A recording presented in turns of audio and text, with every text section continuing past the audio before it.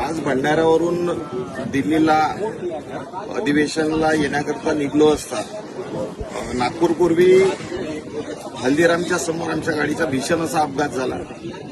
त्या अपघातामध्ये थोडक्यामध्ये बचवलं, थोडक्यात वाचलो. यापूर्वी सुद्धा मागच्या विंटर अधिवेशनामध्ये दिल्लीवरून नागपूरला आलो असता नागपूरमध्येच तिथे सुद्धा हायवेनी भीषणाचा अपघात झाला होता. त्यात सुद्धा देवेच्या कृपानं मी वाचलो. 4 दिवसापूर्वी सर्किट हाऊसला आग लागली होती. अर्धा मिनिटही मी बाहेर निघायला उशीर केला असता तर तिथं सुद्धा एक अपघात झाला असता, मोठी अशी हानी झाली असती.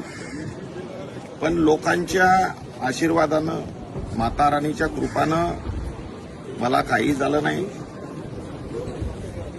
लोकांच्या प्रश्नासाठी आम्ही सातत्यानं लढत असतो आणि त्यांचे प्रश्न मांडण्याकरता मी इथं सदनमध्ये आलेलो आहे.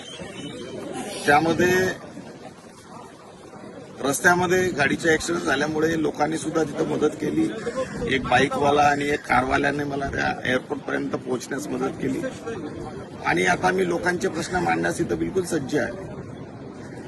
काही झालं तरी चालेल, पण लोकांच्या हितासाठी, लोकांच्या प्रश्नासाठी मी 24 तास 365 दिवस लढीन. हा पक्का वादा आहे. परंतु प्रश्न असा निर्माण होतो की वारंवार घटना ह्या होत आहेत. हा काही घातपात तर नाही ना, असा संशय माझ्या मनामध्ये निर्माण होतो.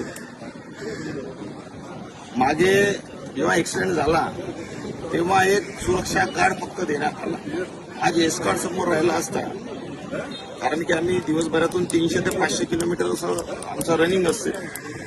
त्यामध्ये समोर समजा एस्कॉर्ट मिळालं असतं तर हे घटना टाळता आलं असतं. मी वारंवार सरकारला पत्र दिलेलं आहे तर तुम्ही आमची सुरक्षा करा.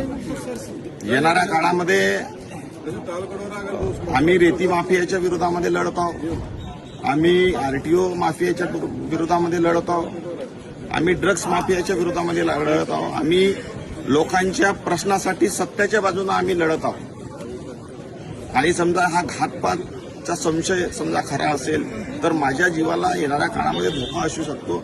मी सरकारला मागणी करतो की आमची सुरक्षा तुम्ही करा साहेब.